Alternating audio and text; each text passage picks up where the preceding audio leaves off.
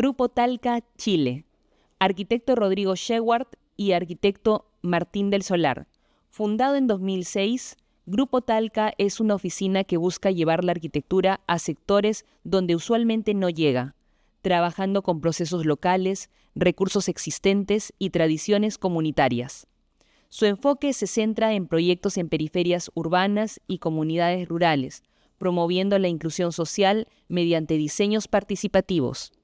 Con impacto en Chile y Latinoamérica, abordan proyectos de turismo, intervención urbana y construcciones privadas.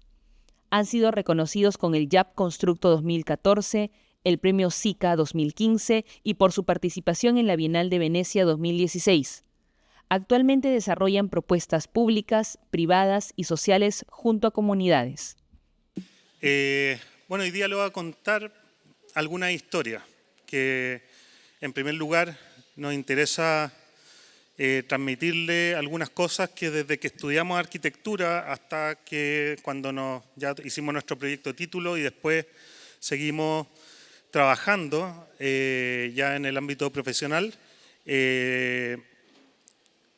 fuimos entendiendo y haciendo conscientes algunas cosas que creo que les pueden hacer sentido.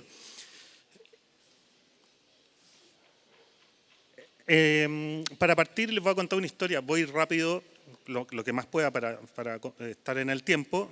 Esto del año 2001, nosotros estábamos en segundo año de arquitectura, teníamos 20 años, 19 años, y una arquitecta que nos hizo clase, Kazu Segers, nos envía en la facultad a buscar el habitar mínimo. Nosotros no entendíamos qué nos estaba pidiendo, como todos los encargos siempre de arquitectura no es tan fácil y hay que empezar a tratar de entender y no tanto que nos estaba pidiendo, porque ella tampoco sabía lo que iba a aparecer. Entonces, esta historia se llama Desde un territorio sin sendero y es muy bonita porque lo conversaba ahora en el almuerzo recién, que es sobre un pescador, una familia de pescadores que vive en el centro de un campo dunar, de dunas, a 3 kilómetros del mar, y tienen que ubicarse dentro de las dunas para poder llegar al mar todos los días. Y la manera de hacer un sendero en las dunas no es construirlo al paso, porque la duna se mueve todo el tiempo, no hay senderos, se borran. Lo que hacían estos pescadores era instalar una vara de 20 metros de eucalipto a cierta distancia para que al siguiente paso yo pueda seguir viendo las varas que vienen y llegar en línea recta al mar. Cuando fuimos a buscarlo, no sabíamos mucho en qué andábamos. O sea, yo estudié en la escuela de Talca, que es donde me hacen este encargo, como estudiante, y había dos posibilidades. Talca está en el centro, en el Valle Central de Chile, o no íbamos a la cordillera hacia Argentina, o no íbamos al mar. Estábamos buscando los lugares donde haya menos infraestructura, para ir a buscar ese habitar mínimo.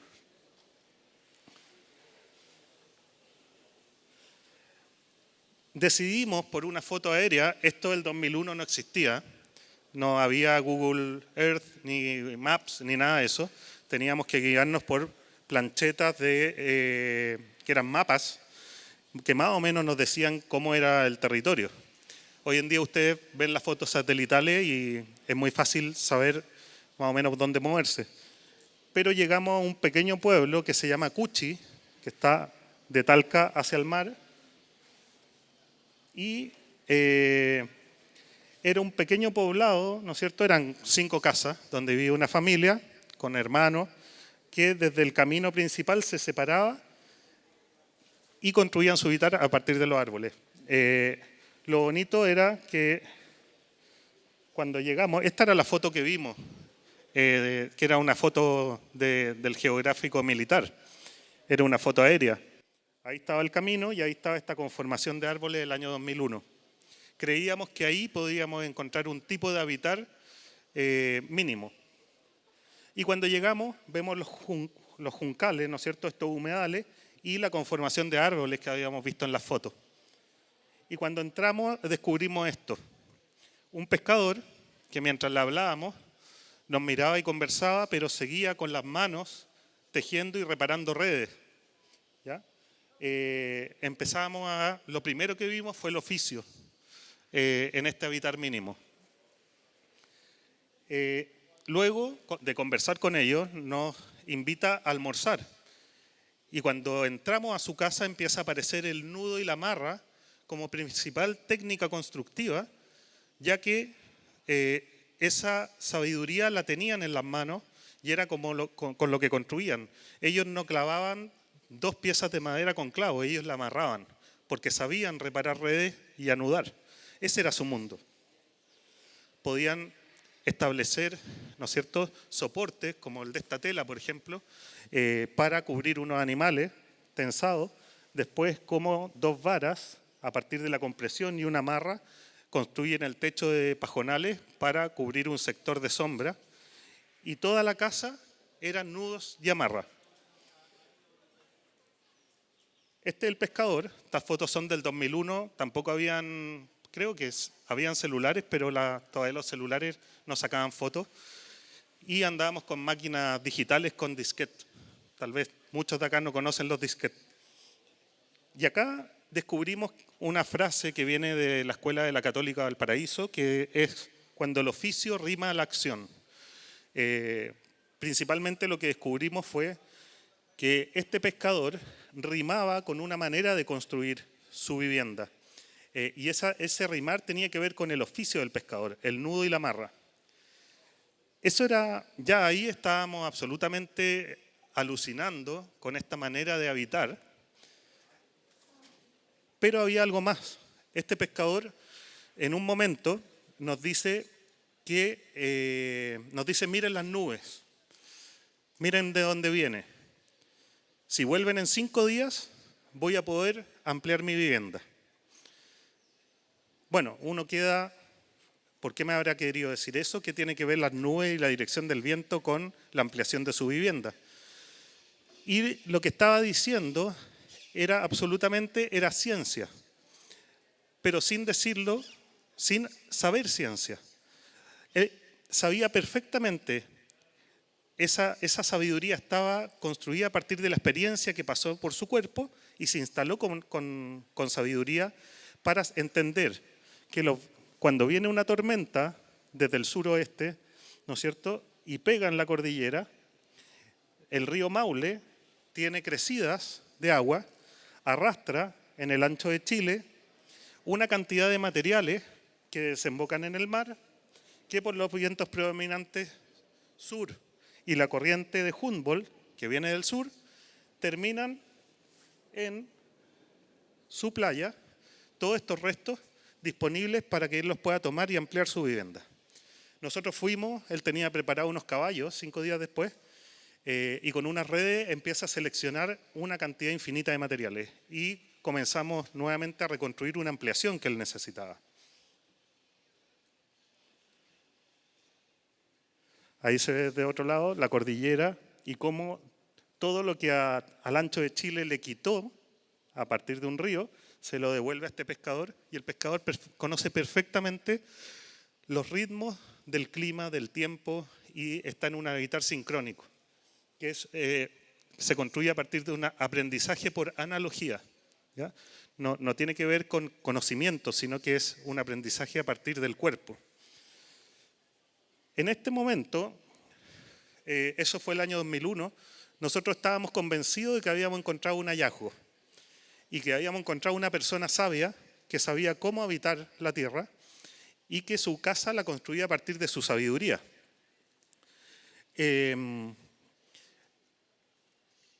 Después, con el tiempo de haber estudiado en la escuela de Talca, que es una escuela que nos lleva mucho hacia la relación con el territorio y la ruralidad, nos empezamos a dar cuenta que esto no era ningún hallazgo. Esto está en toda Latinoamérica, en todos los poblados rurales, tanto en los pueblos originarios, como también en quien habita la ruralidad, porque han estado en esa relación con el orden natural y han ido construyendo la sabiduría en esa relación. Si hay algo que que uno podría también entender que ha hecho la ciudad es tal vez empezar a separarnos de esa relación con el orden natural. Los suelos se pavimentan, se dejan de sentir, ¿no es cierto? Tiene unos sentidos utilitarios también.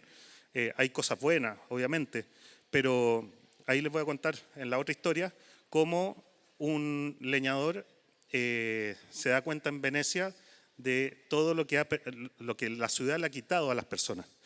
En cierta manera, esa manera virtuosa de relación con el orden natural ha ido construyendo sabiduría en Latinoamérica. Y ahí tenemos un gran patrimonio que debemos ir a descubrir y a reconocer y maravillarnos de lo propio. Porque no sé si lo hemos visto mucho. En la mañana vimos que esas cosas están apareciendo hace ya un tiempo atrás, pero creo que los más jóvenes lo tienen que saber, experimentar e ir a buscar esas cosas.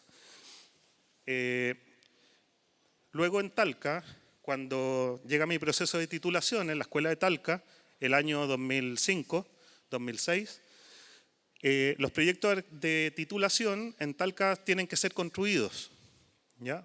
Son pequeños proyectos, pero finalmente no importa tanto el tamaño, sino que lo que más importa es la complejidad social que tenga que tener este proyecto. Viene el proceso de titulación, estábamos absolutamente maravillados con un tipo de persona que habita el territorio. Estábamos convencidos de que esto estaba en todos lados, que el pescador no era ningún hallazgo. Y viene el proceso de titulación y trabajamos en la falda sur del volcán Villarrica, esto es 800 kilómetros al sur de Santiago, en la cordillera de los Andes. Y el problema era que había un pequeño pueblo que se llama Pinohuacho, que está a un costado de la falda del volcán, y estas son las líneas de corridas volcánicas. O sea, el volcán pasó por ahí el año 72, pasó y se llevó algunos ganados y algunas cosas. Y Pinohuacho se empezó a desplazar hacia el cerro para protegerse. El problema era que justo el año 2005, cuando yo entraba en el proceso de titulación, yo visitaba mucho este lugar, conocía a los leñadores, carpinteros, mueblistas del lugar, y me dicen que los hijos se van a quedar en la ciudad, ya habían salido a estudiar, los hijos se van a quedar en la ciudad, por lo tanto los padres y las familias van a vender estas 110 hectáreas para seguir a los hijos, a la ciudad. Y ahí justo venía mi proyecto de título y les propuse, también fui algo iluso, de alguna manera le dije, bueno, mi proyecto de título va a ser que los hijos vuelvan de la ciudad al campo. Y claro, esta pareja de leñadores me miraban con esperanza, es decir, ¿de verdad se puede hacer? Yo creo que sí, yo creo que los podemos convencer. Bueno, eso fue una apuesta. Había con qué, porque si uno ve esta imagen, estas eran las vistas que tenían lugar, ¿no es cierto? Y por el lado norte está la ciudad de Pucón, que se ha desarrollado turísticamente de manera depredativa, muy, muy complicado. El turismo no siempre es una solución pertinente para ciertos lugares. Puede ser siempre que tenga cierta escala y cierto resguardo. Y tiene que ver con el tipo de persona que lo van a desarrollar. Entonces este era Pedro mostrándonos el lugar que el año 50 había sido devastado por una antigua maderera, y ellos eran los leñadores que, a diferencia como uno pudiera pensar, los leñadores son guardianes de los lugares. Ellos se adelantan cuando ven un árbol enfermo y un árbol muerto que va a caer y puede matar a otros, se adelantan a la caída y direccionan la caída para resguardar el resto del bosque, ¿ya? Entonces lo que habían quedado eran mucha madera de la antigua maderera, que hubo una reforma el año 50 y sacaron a todas las madereras del bosque nativo y pusieron colonos para resguardar estos bosques. El problema era que esto es lo que quedaba y los hijos ya no estaban. En una reunión finalmente hablamos con los hijos y los hijos se habían ido a preparar para hacer turismo en Pucón. justamente en este otro lado donde ya se había desarrollado, ellos querían trabajar allá. Y justo tocó que ellos ya tenían que empezar a volver y se iban a ir a Pucón, y les dijimos que por qué no desarrollábamos un turismo rural de una escala pertinente, pero en el mismo lugar donde ellos nacieron. Ellos habían dejado de ver el volcán por la cotidianidad, pero nosotros que veníamos de afuera les podíamos contar de que todavía está ahí el volcán. Ellos lo quieren mucho, pero como Pedro dice, a la nieve, Pedro el leñador, que lo van a conocer ahora, dice, a la nieve la quiero, pero la quiero poquito, dice. Y eso quiere decir que tiene un gran amor porque ahí está el agua, pero sabe que son parte del año, son momentos muy duros que tiene que vivir. Entonces los hijos, como toda la gente del campo, dicen, ok, volvemos, y a la semana ya estaban, eso que habían pensado hacerlo en el otro lado del volcán, ya lo estaban armando en su lugar. Empezaron a hacer algunos puentes tibetanos, algunos canopies, justo en las faldas del volcán, y yo tenía que hacer el proyecto título, pero ellos ya habían partido, muy rápido. Y nos invitaban a que probemos todas las cosas que estaban haciendo. Obviamente no podíamos tirarnos por esos puentes, solamente el hijo de Pedro era el único que podía bajar eso. No funcionó porque era imposible. Y armaban un muro de escalada donde, como no tenían recursos, las piedras volcánicas eran la agarradera. Esa es una escalera de 30 metros de alto, donde con arnés tú llegas a la copa de un coihue de 60 metros, ahí sale desde la altura intermedia, y puedes cruzar caminando esto. Bueno, empezaron a hacer estas cosas, y el problema era que se estaba armando un equipamiento en un lugar que no existía, porque Pinohuacho no existía en el mapa, los caminos eran muy malos. En realidad Pinohuacho no se llamaba Pinohuacho, se llamaba Chayupén. Ellos habían puesto este nombre por una historia personal. Entonces, dentro de las discusiones hicimos un catastro de madera en los bosques y había 3.200 pulgadas madereras, lo que con 3.200 pulgadas madereras se pueden hacer por lo menos 6 cabañas. Es mucha madera. Y entonces Pedro decía, bueno, hagamos 6 cabañas y las arrendamos a la gente que venga a visitarnos. Finalmente determinamos que si hacíamos eso, esas cabañas nunca iban a ser arrendadas porque el lugar no iba a aparecer en el mapa. Lo que decidimos con ellos fue hacer una postal. Hacer que con esas 3.000, que en realidad ocupamos menos, ocupamos 2.200 pulgadas madereras, hacer una postal para que este lugar empiece a llegar a otras partes del mundo. Empezamos a trabajar con la tecnología local, que son la yunta de bueyes, las cadenas. Esta era la sabiduría del leñador, ¿no es cierto? Y empezamos a dimensionar la madera ahí mismo, con aserraderos, la transportábamos con bueyes y la llevábamos al lugar. Y lo que logramos hacer, a partir de entender qué era lo disponible en el lugar, empezamos a entender qué era lo que podíamos hacer. Entonces, acá no hubo un diseño antes de haber entendido 4 dimensiones. 1, ¿qué teníamos disponible? Que era la madera, cuántas pulgadas.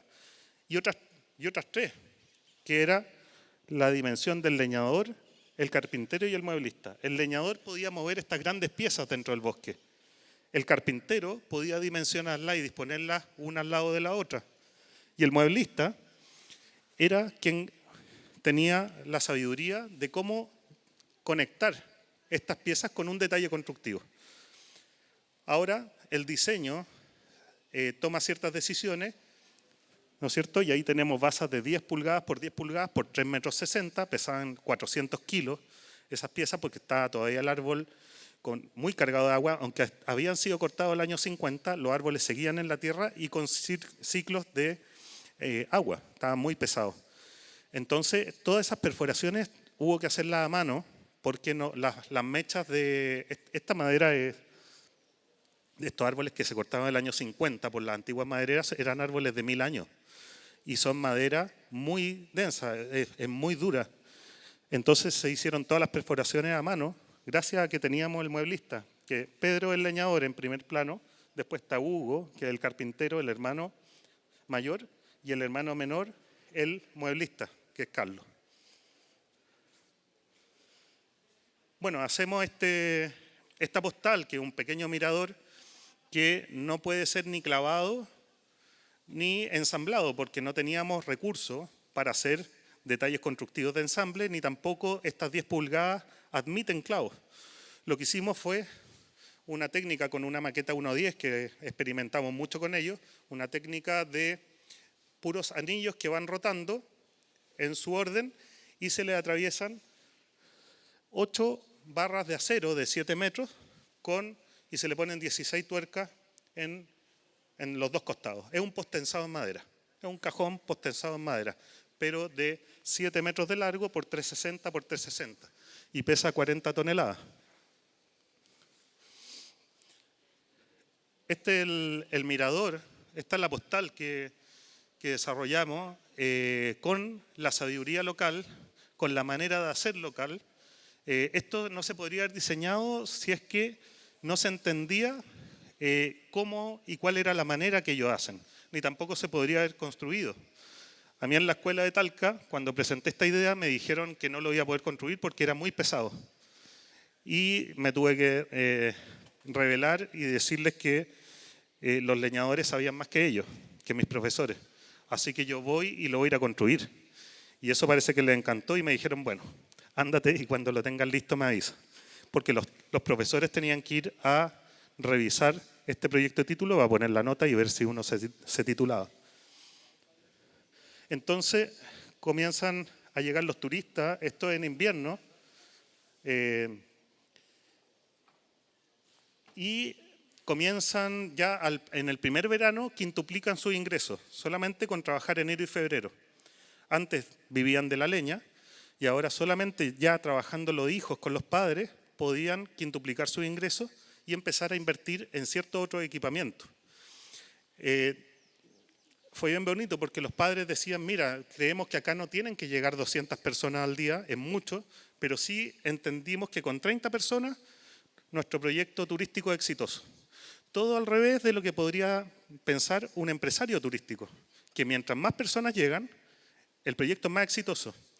Pedro entendía con los hijos que el éxito del proyecto estaba dado que porque el visitante tuviera el tiempo para conocerlos y darse el tiempo. Ese es el resguardo de la sabiduría. O sea, los proyectos turísticos no van a ser depredativos ni van a ser extractivos cuando aparece la sabiduría del lugar y entienden qué tipo de turismo están haciendo.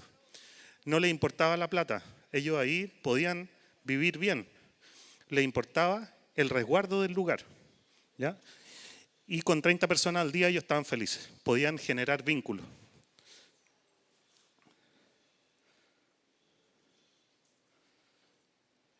Ya, 3 años después, seguimos trabajando con ellos en otras cosas. Nosotros ya nos habíamos titulado, empezamos a hacer algunas investigaciones con otros materiales, mimbre, piedra. Pero en febrero del 2009 nos llama Pedro, el leñador, por teléfono y nos dice, mira Rodrigo Martín, acaba de venir un funcionario municipal, venían de Villarrica, del municipio, y me trajeron una carta que se comprometen a aportar $5.000 y me trajeron un plano con un quincho, un lugar para recibir a los turistas. Esa era parte del master plan que habíamos diseñado, que era la segunda etapa. Como estaba llegando mucho turismo a Villarrica y preguntaba por este lugar, se dieron cuenta que este lugar estaba recibiendo en la casa de Pedro a los turistas. Y eso no podía ser. Entonces, bueno, nosotros felices le dijimos, bueno, pero Pedro, qué buena noticia, vamos a poder hacer el quincho. ¿Qué le dijo usted? No, yo le dije que no al funcionario municipal con el aporte en plata. ¿Pero por qué le dijo que no? Mira, 2 cosas. Uno, no me gustó el mono, dijo, el plano. No me gustó el quincho. Y por segundo lugar, le dije que no, pero porque lo tenía que consultar con mis arquitectos. Y cuando dijo eso, yo recién entendí lo que estábamos haciendo. Porque me hubiera encantado ver la cara del funcionario municipal, subiendo desde el municipio a la cordillera, ir a hablar con un leñador y que el leñador le diga, no, espérame, tengo un equipo de arquitectos atrás mío que me asesoran. Entonces ahí entendí que había llegado o estábamos la arquitectura estaba llegando donde no había llegado. Y ahí, porque primero lo que hacíamos nosotros era, nuestra frase ícono y cuando hablábamos de lo que hacíamos era hacer con lo que hay. ¿No es cierto? Esto está bien conocido, eso era el año 2006. Pero cuando nos dijo eso Pedro, dijimos, bueno, estábamos llevando la arquitectura donde no había llegado. ¿Ya? Ahora, eso tampoco era tan importante, pero porque se los voy a contar ahora. Bueno, al final fuimos al municipio, firmamos la carta, vamos con el aporte, pásennos la plata, nosotros hacemos el diseño. Y comenzamos a hacer este diseño. El problema es que la plata era muy poca plata. Ellos pusieron la madera, la mano de obra, toda su sabiduría, y con la plata hicimos los baños y las ventanas. El problema es que no teníamos cómo forrar por fuera esto. ¿Ya? O sea, si ustedes ven, así lo teníamos y teníamos que hacer los baños, las ventanas, teníamos plata, pero no teníamos cómo forrarlo por fuera. Lo más barato era la chapa de zinc, pero era muy duro poner una chapa de zinc plateada que iba a reflejar la vista. Entonces, Pedro y el hijo dicen, a ver, para. Lo que más tenemos acá es leña, que la vamos a quemar. Y tenemos una antigua tejuelera, que era para hacer tejuelas. Son unas pieles de madera que se ocupan mucho en el sur de Chile. Por lo tanto, ellos prendieron, bueno, no teníamos el motor para hacer funcionar la tejuelera. Ellos habían comprado un Unimog, un camión militar, levantaron una rueda, la pusieron en tercera marcha y construyeron con eso 30.000 tejuelas. Hay un video en YouTube que si ponen quincho, gorro, capucha, lo van a ver y está en la construcción de esa tejuela. Y finalmente ahí están las 30.000 tejuelas de madera que cubren este quincho, ¿cierto? Y ahí es donde ahora, arriba del cerro está el mirador y abajo el quincho, donde ahora reciben a los turistas. Hay un fogón central, ahí arriba hay un Venturi. Esa apertura es para acelerar el viento y tiene otra apertura por el otro lado. Y eso en invierno también cae nieve ahí, pero menos que en el mirador. Entonces, finalmente, este pueblo ya tiene un tipo de equipamiento para recibir a los turistas, para mostrar con estos miradores. Y lo más importante es que volvieron los hijos a vivir con ellos, desde la ciudad al campo. Otra parte de la historia. El año 2015 y 2016 nos llega un correo de Alejandro Aravena y nos dice que nos invitaban como Grupo Talca a participar en la Bienal de Venecia del 2016. Pero había que postular, o sea, había que mandar un trabajo y había que hacer dos cosas. En una hoja carta, la primera que ven a la izquierda, cuentan una batalla ganada y en la segunda nos explican cómo esa batalla ganada se muestra al mundo en la Bienal. Nosotros ni siquiera respondimos el correo. Dijimos, no, esto debe ser, se lo mandan a no sé cuánta gente en el mundo. En la Bienal de Venecia presentan 88 oficinas de arquitectura, aparte de los países son 88, y de esos 88 ya 50 o 40 ya están listos, Peter Zumthor, Chigueruán, entonces quedaban 38. Dijimos, no tenemos ni una posibilidad, no mandamos nada. Hasta que 3 días antes estábamos en Rosario y el arquitecto Ferraz de Brasil nos llegó un correo de él con copia de Aravena y nos pide que mandemos algo. Y nos reta, nos dice, ¿cómo se atreven a no haber mandado nada? Hoy día me llega un correo de ustedes con la propuesta y nosotros no habíamos hecho nada. Así que estábamos en un congreso en Rosario, pedimos 2 hojas cartas, dijimos, bueno, una batalla ganada, creemos que una batalla ganada es que vuelvan los hijos del campo a vivir, o sea, de la ciudad a vivir al campo. ¿Y cómo contamos esta batalla? Sabemos que si uno va a la Bienal de Venecia hay que meter mucha plata, no tenemos plata para hacer ningún pabellón, así que le vamos a pedir a Pedro prestado su mirador, se lo vamos a desarmar, porque era muy fácil desarmado, lo metemos en un contenedor, que en esa época era muy barato, y eso es lo que quiere ver Europa, porque este mirador había sido publicado en muchas partes. Entonces, ¿Europa qué quiere ver? El mirador. Bueno, entreguémoselo, lo llevamos para allá.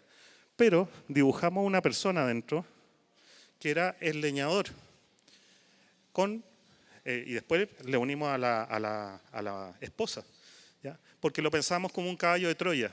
Pensamos que dentro de este objeto de madera que quería ver Europa íbamos a poner la sabiduría de la cordillera o latinoamericana dentro, y allá iba a aparecer y algo tenía que decir. Se cortó, ahí está. Entonces, esa era la propuesta. Y Ferraz parece que quería que le presentemos, le gustó y al final quedamos seleccionados. El problema es que teníamos que ir a contarle a Pedro que iba a tener que viajar a Europa. Y él había cruzado caminando a Argentina 2 veces. Así que se tenía que subir a un avión 15 horas. Así que fuimos. Él es Pedro. Ya a esta altura siempre decimos lo auspicia Billabong, ya un personaje reconocido. Hay gente, principalmente de la arquitectura, va mucha gente a conocerlo, a Pedro, no al mirador. Da lo mismo el mirador. Lo van a conocer a él y a su familia y a toda su historia. Él es Pedro y finalmente él accede y vamos. Comenzamos a desarmar el mirador. Bueno, le dijimos, Pedro, porque siempre llegamos allá, ¿qué idea traen? Ahora sí traemos una buena idea, le dijimos. Vamos a desarmar el mirador. Y Pedro se rió y dijo, bueno, desarmémoslo. Y después de un rato nos preguntó, ¿pero para qué? Entonces, lo bonito es que él no tiene ningún arraigo con las cosas. Si hay que desarmarlo, se desarma. Lo importante no era el mirador, era que los hijos ya volvieron a reconstituir la familia y a volver a vivir al territorio. Entonces, la arquitectura no era el fin. Es un medio para que ocurran las cosas, para que haya esa reconstitución familiar y florezca la vida en ese lugar y no hayan tenido que vender ese lugar. Entonces comenzamos a desarmarlo, quedó eso, desapareció, ya no está, ¿cierto? Están esas 3 y se sube a un contenedor, se va en un barquito y llegamos a Venecia y Pedro, el leñador, lo único que quería era ir a trabajar. Él no quería conocer Europa, no se interesaba. Cuando caminábamos por Venecia, él decía, qué gente más desdichada, decía. Porque, claro, él viajó con zapatos de seguridad en el avión, se lo llevó puesto. Entonces sonaban las alarmas, se tenía que sacar los zapatos. Y en Venecia caminaba con zapatos de seguridad. Entonces le dolían los pies porque era pura roca. Entonces él le encontraba muy extraño que cómo la gente podía vivir con suelos tan duros, decía, si yo tengo, mis pastos son blandos por los que yo camino. Después miraba para arriba y decía, pedacitos de cielo tienen esta gente desdichada. Yo tengo todo, la vista a todas las estrellas. Ellos tienen pedacitos de cielo. Fue tan bonito empezar a escuchar esas cosas de este tipo de persona que habita Latinoamérica, que está en todas partes, y hay que ir a conocerlo, hay que ir a entender. Y cuando los conozcamos, vamos a maravillarnos de lo propio, porque eso es. Ese es el gran patrimonio que tenemos. Bueno, tampoco se quiso subir a la góndola, él quería ir a trabajar, así que fuimos y llegamos ahí está Carlos, el mueblista, la señora de Pedro no quiso ir. Para mí era la historia perfecta, que marido y mujer terminan después de no sé cuántos años en Venecia, en una luna de miel. La señora dijo que no porque se quiere quedar con los animales. Para ella era todo, dijo, yo no me muevo acá. Así que fuimos con el mueblista, Carlos, y ahí estaba Pedro. Y ahí están uno decidiendo dónde va el mirador acá y el otro allá. Pero cuando llegamos se hizo muy amigo, Pedro, se hizo muy amigo de Domenico Lanucara, que es el jefe del guardia de seguridad de la Bienal, que hablaba español, y le dice, ya Domenico, ya llevamos 30 minutos en la acreditación, en todo esto, por favor, vamos al lugar, muéstramelo. Así que Domenico nos lleva y le dice, acá es Pedro. Este es el lugar donde tienen que instalar lo que ustedes vienen a hacer. Lo único que les voy a pedir, Pedro, es que tengan mucho cuidado con este edificio. No toquen los pilares, no toquen los muros, solamente trabajen delicadamente en este lugar. Y Pedro se extrañó mucho. Normalmente yo siempre me pongo un poco lejos para escuchar estas conversaciones y Pedro se extraña y le dice, a ver Domenico, pero ¿por qué tenemos que tener tanto cuidado con esto? A Pedro no le había hecho nada de eso. Y Domenico le dice, mire Pedro, lo que pasa es que usted está parado en un edificio de más de 1000 años. Este italiano, ¿no es cierto?, con el pecho inflado diciéndole dónde estaba a Pedro. Y Pedro, que tiene un humor bien ácido y es muy preciso y tiene una sabiduría tremenda, le dice, Doménico, así que ustedes tienen edificios de más de 1000 años, yo tengo un volcán de millones de años, le dice. Bueno, ya con eso, a mí se me erizan los pelos cuando lo escucho, lo anoto y digo, esto era lo que le tenía que decir un leñador de la cordillera al mundo en la Bienal de Venecia. Si algo había que venir a decir acá, era ese tipo de cosas. Entonces, ¿qué estaba haciendo Doménico? Estaba poniendo el énfasis, el guardia de seguridad, estaba poniendo el énfasis en las cosas. Estaba poniendo el énfasis en lo construido. ¿Y qué le dice Pedro? Era justamente todo lo contrario. Estaba poniendo el énfasis en la persona puesta en relación con ese orden natural. Quien veía al volcán como un otro con personalidad. El pueblo mapuche asigna personalidad y los pueblos originarios asignan personalidad a las personas no humanas, que son los árboles, los animales, las montañas. Él quería mucho el volcán y también le asignan género, masculino, femenino. Entonces, ¿qué es lo que hizo? Estaba poniendo el énfasis en las personas y no en las cosas. Bueno, después viene esto que no importa mucho, esto se armó, ¿cierto? No se armó con bueyes, se armó con una yale, en 2 días, muy rápido, y termina la nueva postal de Pinohuacho en Venecia. ¿Qué pasó acá? Nosotros veníamos, primero pensábamos que hacíamos con lo que hay. Luego dijimos, no era tan importante eso. Nosotros llevamos la arquitectura donde la arquitectura no llegó, donde un pescador la puede necesitar, donde un leñador. Pero acá entendimos otra cosa, que era más importante que eso.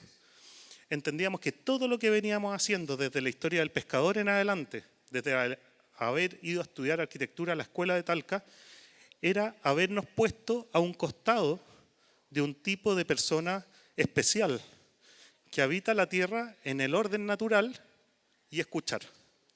Eso había sido la regla general de siempre cuando entramos a la ruralidad. Y ahí entendimos que el escuchar había sido lo más importante, entrar escuchando. La otra vez en una charla, Hugo Mujica, el poeta argentino, dijo, cosa que creo que es muy, muy sabia. Bueno, antes de eso habíamos escuchado que el perfecto equilibrio entre la sabiduría estaba entre lo receptivo y lo creativo. Esto lo decía Gastón Sublet, un historiador, musicólogo chileno, y lo creíamos perfectamente. La sabiduría estaba en esta perfecta relación, equilibrio entre lo receptivo y lo creativo. Pero Hugo Mujica le pone un orden a esto. Dice que el primer acto creativo es el acto de escuchar. Entonces, este perfecto equilibrio entre lo receptivo y lo creativo tiene un orden. Se entra escuchando para entender y luego dar el paso hacia lo creativo. El problema es que a veces nuestro ímpetu creativo puede entrar sin haber escuchado y puede ser muy peligroso. Podemos destruir. Ahí están los hijos, Miguel y Danilo, que llegaron de vuelta el 2006, 2007. Ahora tienen familia, hijos, están llegando los sobrinos de Pedro. El pueblo está creciendo. Están volviendo quienes se habían ido. Entonces, esa idea de lo receptivo y lo creativo era en lo que andábamos dando vueltas. Finalmente era lo más importante de lo que creemos ahora. Y es que en las universidades que hacemos clases, lo que hacemos es enviar a nuestros estudiantes a que estén por lo menos 30 días o un poco más solamente teniendo conversaciones con la gente de los lugares. Y luego nos quedarán 2 meses o 3 meses en un semestre para entender, ¿no es cierto? Tenemos mucho tiempo conversando hasta que logren traer una frase con contenido de sabiduría de los lugares. Cuando la traen, pueden entrar al proyecto, porque ahí saben qué, saben cómo, pueden saber la pertinencia. Aparece la pertinencia de la obra. A veces se entiende que no bastaba en nada, porque la felicidad estaba resuelta. A veces solamente había que venir a apoyar con una pequeña sombra ciertas cosas, y esas cosas son muy valiosas. Nos tocó un proyecto, voy rápido, acá tengo el tiempo, queda un poco. Ya. Esto fue en la Patagonia, en la carretera austral. Nos invita una fundación, nos invitan a participar en un concurso cerrado de arquitectura. Invitaron a 5 oficinas chilenas y nos mandan un correo y nos dicen, mira, tienen 3 días, les pagamos los pasajes, les damos unos honorarios que van a cubrir esos 3 días y tienen 3 días para ir a conocer este lugar que es más grande, son 800 hectáreas, para que ustedes propongan un pequeño equipamiento porque vamos a empezar a desarrollar un proyecto de investigación científica. Entonces les damos 3 días para que vayan y ahí tienen un honorario. No era malo, pagaban bien. Y el proyecto ganador ganaba un muy buen premio, pero hasta ahí llegaba. Lo iban a construir ellos porque tenían una oficina de arquitectura que se hacía cargo de eso. Bueno, era después de 12 años, siempre habíamos hecho autoencargo, era nuestro primer encargo. Alguien nos llamaba para que hagamos algo, así como por teléfono, por mail. Primer encargo después de 11 años. Y tuvimos que decir que no. O sea, somos muy poco sustentables como oficina. Porque primero dijimos, mira, 2 cosas por las que tenemos que rechazar la propuesta. Les agradecemos por la confianza, pero primero, en 3 días no podemos entender nada. Estos lugares son muy frágiles. Tienen sistemas de agua muy complejos. En 800 hectáreas no se conoce nada en 3 días. Y tenemos que conocer a la gente que sabe del lugar. Así que nosotros necesitaríamos por lo menos 1 año de estar allá con muchos viajes para poder entender siquiera algo. Y segundo lugar, nosotros no abandonamos la obra. Si ustedes nos piden diseñarle algo, nosotros la vamos a construir. Porque entendemos que en el proceso constructivo vamos a aprender sobre todo de quienes construyen para después seguir haciendo nuevas propuestas, corrigiendo los errores que pudimos haber tenido y que siempre están. Así que no abandonamos la obra. Bueno, nos dijeron muchas gracias por su sinceridad. Hasta luego. Con Martín, mi socio, decíamos, pero perdimos el primer encargo, pero bueno, vamos a ser fieles a lo que creemos. Lo hubiéramos hecho muy mal si hubiéramos solamente ido 3 días. 6 meses después, nos llegó un correo directamente de esta persona, que es un millonario chileno, y nos dice, necesito con usted una reunión en mi casa. Y ahí le dije a Martín, ok, en Chile se dice, tenemos el sartén por el mango, o sea, las condiciones ahora las deberíamos poner nosotros. O tal vez nos quieren mostrar los trabajos y que nosotros elijamos algunos. Nosotros pensábamos que tal vez querían que trabajemos con ellos. Así que fuimos, habían hecho el concurso, tenían 5 propuestas, y cuando las vimos, me dijeron, mira, lo invitamos por eso. Le dijimos, bueno, sí, pues. En 3 días están haciendo un proyecto igual que en Las Mostazas, en el norte. Ese podría estar en Puerto Vara, ese otro podría estar en el borde de la ciudad o dentro de la ciudad. ¿Cómo hace un techo plano si acá caen 2 metros de nieve? Porque, claro, fueron 3 días de verano cuando ellos visitaron y no hablaron con nadie les dijo nada. No hay tiempo, esto está fuera. Y nos dijeron, bueno, ahora ustedes propónganos ahora un plan de trabajo. Nos habían contratado. Y nosotros no habíamos hecho nada, así que agarramos un papel y en 1 año programamos como 5 viajes de estar semana y media, y además que por cada viaje nos pagaban. O sea, nos estábamos nosotros encargándonos viajes para ir a conocer y conversar. Y empezamos a trabajar. Y nos encontramos con Violeta y Rubén, otra pareja de leñadores. Violeta, que anda con los bueyes, es más leñadora, es mucho más leñadora que Rubén. Pero antes nos encontramos con esto. Yo estaba tan emocionado cuando vi esto que hasta la foto la saqué mal, porque le corté un pedazo de pata, de todo. Nunca encontré, porque yo quería buscar la foto original, no estaba. Iba caminando por el bosque y me encontré eso y venían todos estos empresarios detrás. Y nosotros diciendo, a ver, ¿de quién es esto? Llévenos a quién construyó esto. Y este millonario nos decía, eso es de Rubén y Violeta. No, estos leñadores están haciendo una limpieza. Agarré ese piso, me lo puse al hombro, vamos a conocerlo ahora. Esto es una maravilla. Eso es un retazo de algún pilar, de alguna construcción. Esas 4 diagonales son retazos de listones de madera y esa es una rodela de un árbol.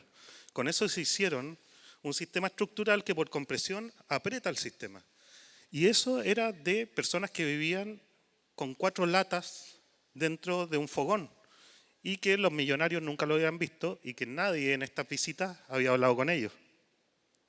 Así que fuimos, esta fue la vez que yo le llevé el piso, le dije, Rubén, explícamelo, lo conocimos. Rubén estaba tomando mate con el fuego, esa era su casa, y Violeta estaba trabajando con los bueyes. Violeta era la que trabajaba. Bueno, tuvimos más de un año yendo a visitarlo, aprendiendo, entendiendo. Hay un artista chileno que dice, bueno, yo me paso mucho tiempo acumulando. Primero acumulo. Y hay un momento que nadie sabe el tiempo, que entiendo. Cuando llego a entender, y eso pasa en un segundo, luego hago. Eso tenía que ver con lo receptivo. Luego comenzamos, después de un año recién, a hacer este primer equipamiento con las técnicas de este piso y cómo ellos nos enseñaron a construir su vivienda. El tema es que este millonario quería que Pedro, que está ahí, el leñador, que había ido a Venecia, conozca a Violeta y Rubén. Este millonario empezó a admirar a Violeta y Rubén. Si es que no hubiera aparecido en el proceso este piso y se hubiera puesto en valor, quiénes son y el valor que tienen de esa sabiduría, este millonario nunca lo hubiera visto, hubieran seguido trabajando ahí. Ahí ya estábamos dimensionando las piezas para este primer refugio para científicos, que es son 30 metros cuadrados, muy chico, pero caben 8, porque tenemos un primer piso con un baño, una mesa y un comedor, ¿cierto? Una cocina, y un segundo nivel donde todos duermen arriba, con el calor del fuego. Aquí está en invierno también, y esto está metido dentro del bosque para protegerse del viento, y se asoma para ver un cerro en el frente. Gracias a esta primera construcción pudimos entender muchas cosas y recién después del segundo año, después de haber construido y diseñado una primera pieza, pudimos empezar a diseñar otros equipamientos porque ya sabíamos cómo, porque habíamos conocido la sabiduría local y quienes lo hacen. Terminamos diseñando un pequeño mirador que tiene esta estructura por fuera y se construía a partir de todos los retazos que iban dejando el resto de las construcciones. También empezamos a hacer variaciones de pilares y ejercicios también en la universidad a partir del modelo del piso. Entonces mostrábamos la foto de Rubén y Violeta, mostrábamos esto y hacíamos especies de ejercicios con maquetas 1 a 1, 1 a 10 de este piso que tenía Rubén. Esa era parte de los ejercicios. Esta era la maqueta del mirador que comenzamos el año antepasado, comenzamos a construir. Ahí está la maqueta, también 1 a 10. Nosotros trabajamos con la idea, Jorge en la mañana hablaba justamente de los planos, ¿no es cierto?, del plano de obra. Ciertas maneras que hay que dibujar para que cuando uno llega con los planos a veces no se entiende nada. Hay formas complejas. Acá nosotros trabajamos con la idea, ustedes también trabajan con las maquetas en la obra. Estas nosotros trabajamos en escala 1 a 10 y 1 a 20. Con la escala 1 a 10 y 1 a 20 andamos muy bien para diseñar todos los detalles constructivos, entender el sistema y esa maqueta se llama maqueta de obra. Entregamos la maqueta con un escalímetro y quienes lo van a construir tienen todos los planos, están los cortes, está todo en la maqueta. Con el escalímetro van trabajando. Aparte de que nosotros nos quedamos con ellos en la obra, ya están viendo y midiendo todo en la misma maqueta de obra. Y otra cosa, como allá llueve mucho, los planos se van a obra, se mojan y duran un día. Así que la maqueta sobrevive. Ahí comenzamos la construcción también artesanal, con formón, con serrucho, a partir de todas las técnicas que nos enseñó Violeta Rubén y que respondían a los ejercicios de las maquetas. Ahí estábamos construyendo este otro mirador, ¿cierto? Y ahora lo tenemos que volver a terminar porque se construyó otro equipamiento y generó desecho, y con esos desechos podemos terminar este mirador.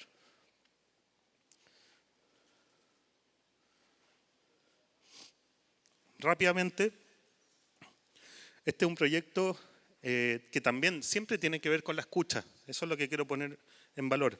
Este es un proyecto que tuvimos la suerte de que no habían comprado todavía el terreno. Habían 7 terrenos disponibles en el lugar y ellos habían elegido uno, y cuando nos llamaron le dijimos, a ver, espérenos un poco, ¿nos pueden dar 2 meses antes de partir cualquier cosa? También nos miraron así, está difícil, queremos rápido la casa, nos decían. Decían, lo van a agradecer, acuérdense. Ya, empezamos a recorrer todo el lugar, que es esta quebrada, se llama Quebrada Alvarado, y estuvimos 2 meses escuchando a las comunidades locales y a entender cuál era esa manera de habitar, dónde estaba esa manera sabia de habitar. Este lugar se llama La Dormida, y justamente se llama La Dormida porque era el punto donde dormían el ejército cuando iba de Santiago a Valparaíso. Era un punto de dormida. Entonces, lo que descubrimos en estos 2 meses es que había un símbolo de la cultura local que no se veía, pero que había que ir a escuchar a las personas más sabias y más antiguas de la zona para que te guíen. Y nos mandaron a un lugar donde había un árbol, un bebedero y las piedras. Y nos decían que eso era La Dormida. El lugar donde llevaban al caballo, lo ponían bajo la sombra para que tome agua, la persona se sentaba en una piedra y cambiaba la herradura. Eso venía desde la conquista. Y lo que nos dijeron es que estos 3 elementos están por todo el valle. Lo que pasa es que nadie sabe dónde están. Nosotros dijimos, bueno, en estos 6 terrenos que tenemos para elegir, vamos a ver si encontramos uno de estos. Y lo que nos decían, están por todos lados.